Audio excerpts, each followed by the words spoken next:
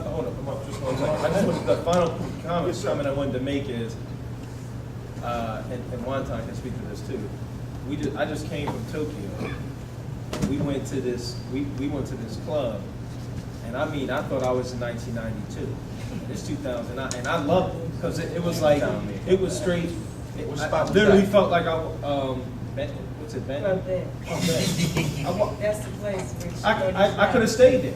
Like literally, that's why it was golden age hip hop. Now, I don't know if they made space on the floor for b-boying or not. You know what I mean? It depends. But I know if I didn't have my stuff with me and I had sweats, I would have got it in. I would have got it in. And that was just like that combined with what I saw last night with cats freestyling with me, and just knowing that Japanese b-boys have been holding it down for years. You know what I mean, they're covering as many of the aspects of hip hop, culture that I know. They're covering. And they're not making money. They're not concerned about it. They're not but money in music is they're I mean we do it because we love it and we hope that we make money out of it. It's not because like that's the only intention, So that's the whole money aspect of every. We're all here performing to perform. Hopefully we make money, but that's not really what it's all about. That's what I'll be talking about the money part after this.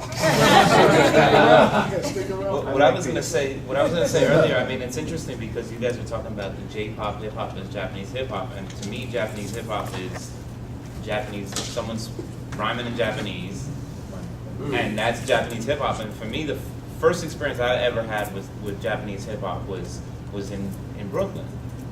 I went to an event, it was like an underground event, and it was probably about 150 just Japanese kids, and like, it was one of the most progressive music experiences I've ever had in my life. This kid got up there, like in a costume, full-on costume. No, and he was a friend of mine, a guy that I had met, and this DJ got up there. He just dropped some beats, and it was incredible. And it wasn't because he was rhyming in Japanese. It was because they took something from the culture that an American kid would never take, right? So because they don't live in it. I mean, it gets diluted in the American culture. Hip hop has gotten diluted to a point where you can't even be a hip hop musician, just a hip hop musician, and actually be successful. You got to be doing electro tracks and all this stuff because hip hop is not real anymore in America. Yeah. Where there is an opportunity, and maybe I don't know, but I mean, seeing that and experiencing that was sort of eye-opening because what you get in Japan that you might not get in America is people take that influence, and if they're smart about it, they turn it into something different. And that's why when you talk about the J-pop, hip-hop, like that's not what I think about as an American as Japanese hip-hop. I think about, But that's because Japanese, like the true Japanese artists that are trying to do hip-hop, they tend to go towards Brooklyn and they will study. But these kids were not from, they were like the DJ that performed, he was from Tokyo. He was there for a week, and like the rapper that I was, that he was there, he's in Tokyo now. And like, I mean, They travel a lot. Yeah, they travel. I mean, so what I'm saying is that like in New York, you get plenty of whack hip hop because everybody thinks they're a rapper,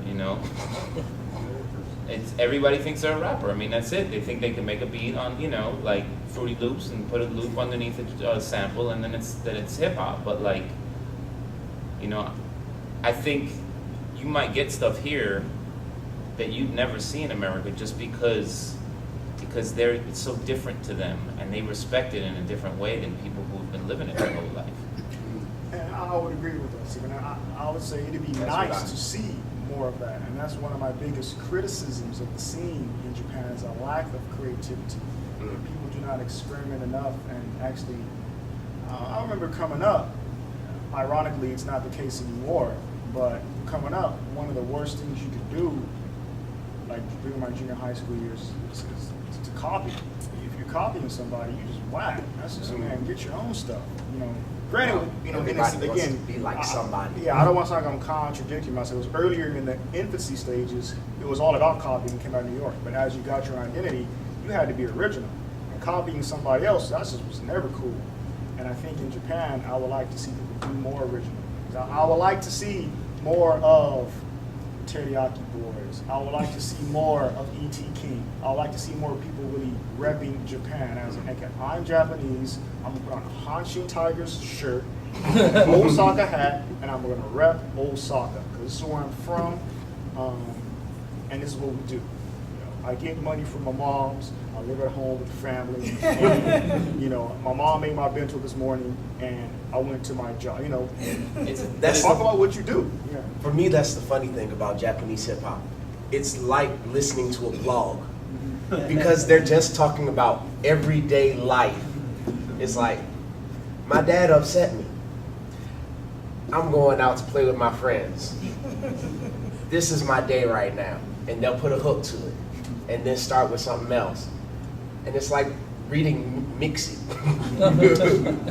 I mean, is it that you're not seeing it or that it's not here? No. That's one of the unique things about Japanese culture, like Japanese hip hop, is they don't have the different realities that are in America or in other countries. They don't necessarily have them, so it is different content.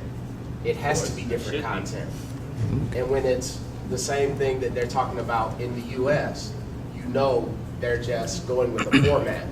But when you see people that they're putting their life out there for you to listen to, it's not always great, but it's their reality in hip hop form. It doesn't happen enough in my opinion. Like it's still very marginal, it's very seldom. The economy and the music business is always, or more now maybe than ever. The problem is that they're trying to keep afloat, these companies, even the larger companies. And I think mistakenly they format things because they think that's what's going to sell. But in the long run, it is the creative. I mean, John Lennon wouldn't have got a record deal today. Bob Dylan. It's the things that last for decades that are creative and that mean something, that come from the heart. But it's ironic that they don't. It's sort of in a state of panic. The music business relies on formulas, and that's flavor of the month, and it's here today, gone tomorrow. Yeah, but as musicians, isn't it like? I mean, I'm a producer. I mean, I do hip hop, and like I think the idea is it's sort of our job as musicians to sort of push. Well, I mean, yes, push, but what we have to do, and I think it's. I mean, I don't know how it is in Japan, but I know in America, like the concept is this: is if you get your business right and you handle your business correctly. I mean, as an independent artist, if you're handling your business correctly, you're gonna make more money than if you're on a major label, unless you have that hit, which 99.5% of people who have major record deals, don't ever get that. I mean, I've been in groups that have spent $500,000 making a record, and then they throw it in the trash at the end of it because, they don't have their system together to take something that's a little progressive and turn it into something else. I think it's our role as musicians to create something commercial enough that fits within the environment that's out there, but then pushes the envelope on another side to make it so that the people who can actually hear it and the people who are actually listening, not the people who are being trained to listen, are actually hearing something different. So I think as an artist, it's our role to kind of make something that makes music is supposed to make people happy. Music is supposed to make people dance. Maybe not all musics, but it's supposed to make you spawn something, make people fall in love to your music, make people if they're depressed, have that outlet in the music. And it's our role as a musician to do that. But also, if you're trying to make money, you got to do what's going to make money. But there's a way to do both. I think there's a way to do both.